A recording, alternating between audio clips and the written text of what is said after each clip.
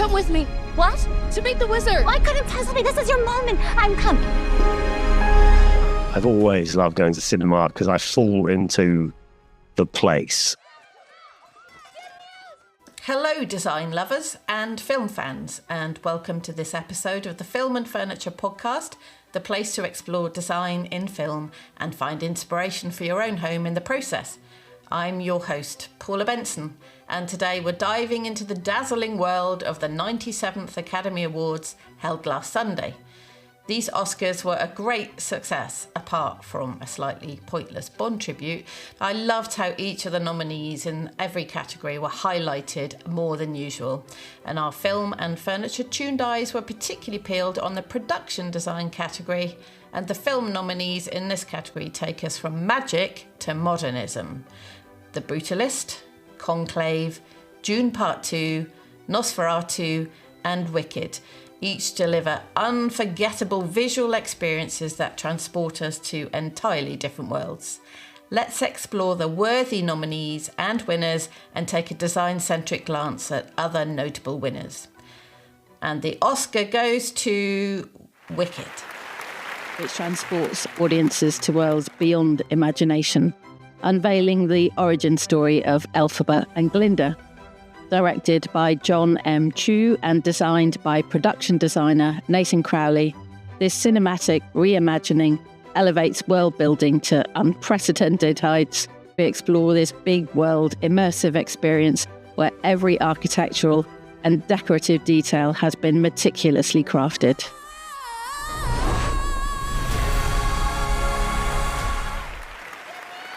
You need the best team you can get to do a Wicked.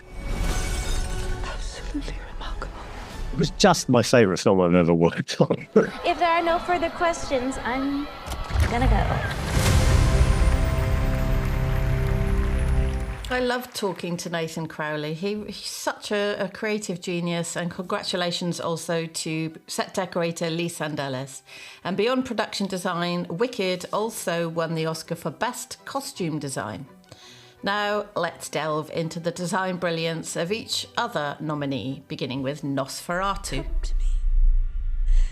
Come to me.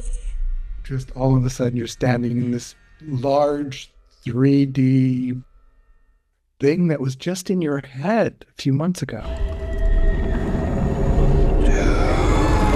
I looked at almost every castle in the Czech Republic and then some in Romania. If you do a set that has a chair, it has to be the right chair. I'm ready. Nosferatu. Director Robert Eggers had been planning a retelling of this classic Gothic horror tale since he was about 8 years old. The original Nosferatu, the 1922 silent German expressionist movie, came to be regarded as a masterpiece of cinema. It was, in fact, an unauthorised adaptation of Bram Stoker's late 1800s novel Dracula. The production design of the new Eggers Nosferatu is next level. Entire towns and streets were built, and we see some incredible interiors from the Harding's house to Orlok's castle and coffin. There is so much to explore. Tell me what you can from the beginning. Next up is Dune Part Two. Did you ride the worm, the tree? I did this. In real life and in movies, we can pick up so many clues about how people live, how they think, what matters to them by the kind of material culture that they have around them. If you want to take something like the Fremen tent, what is that? What's the materiality of that? Like the arconins are really what goes into a septic tanks. In my conversation with production designer Patrice Vermette and set decorator Shane Vieux, we explored the design and spaces of Dune Part Two, director Denis Villeneuve's epic follow-up to the first part of the Dune series. We take a deep dive into how the spaces, homes and objects of the different cultures and houses in Dune express their identities. Dune Part 2 won Oscars for Best Visual Effects and Best Sound, or Best Sand, as our dog walker Jamie thought I said this morning. Next up is The Brutalist. Welcome to America. Tell me, why is an accomplished foreign architect shoveling coal here in Philadelphia? I mean, I was actually asked to channel a completely made-up, influential architect. These are yours, yes? And Brady was sitting in front of the monitor, but tears were streaming down his face. Did you know when you were making it, though, this is really gonna be something? The Brutalist tells the story of Laszlo Toth, a fictional visionary architect and furniture designer who studied at the Bauhaus, survived the Holocaust in Hungary, and rebuilt his life in America. The film draws inspiration from the lives of influential post-war architects and designers like Marcel Breuer, who emigrated to the States after the war. We explore the remarkable architecture, interiors and furniture that bring this story to life. Judy and Patricia share how they overcame challenges to create this monumental film.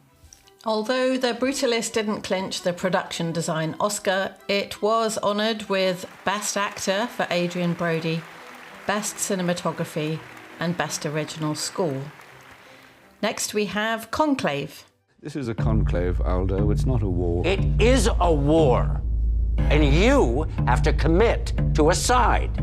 We knew we wanted to give this almost like 70s thriller vibe.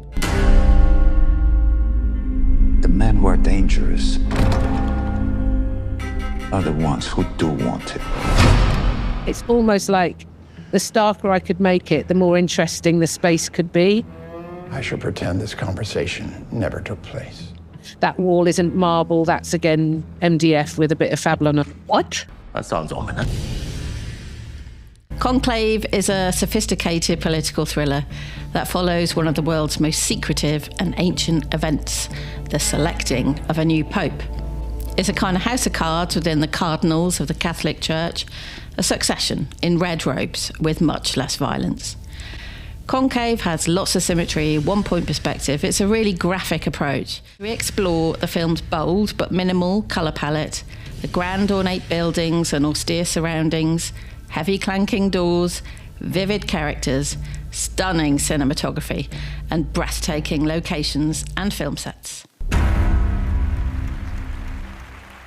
I always enjoy talking to production designer Susie Davis, and while Conclave didn't secure the production design Oscar, it did receive Best Adapted Screenplay. Now let's turn our attention to other notable winners through the lens of design. Anora.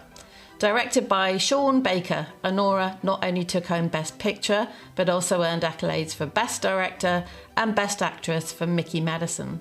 The film balances its gritty realism with striking production design choices that enhance its fast-paced, darkly comedic narrative. Emilia Pérez. Emilia Pérez secured 2 Oscars, Best Supporting Actress for Zoe Saldana and Best Original Song. Emilia Pérez incorporates a striking visual style that echoes the film's profound themes of culture and identity. Lastly, The Substance. This won the Oscar for Best Makeup and Hairstyling. With elements of Oscar Wilde's The Picture of Dorian Gray and visual nods to Stanley Kubrick and The Fly and other movie references, the film still manages to carve out a unique aesthetic identity. We loved Elizabeth/Sue's LA apartment, especially the bathroom. Stay tuned for our forthcoming in-depth feature and video interview with the Substance production designer Stanleysis Redolay. And you can catch interviews with all the production design nominees in other episodes of the Film and Furniture video podcast. See you next time.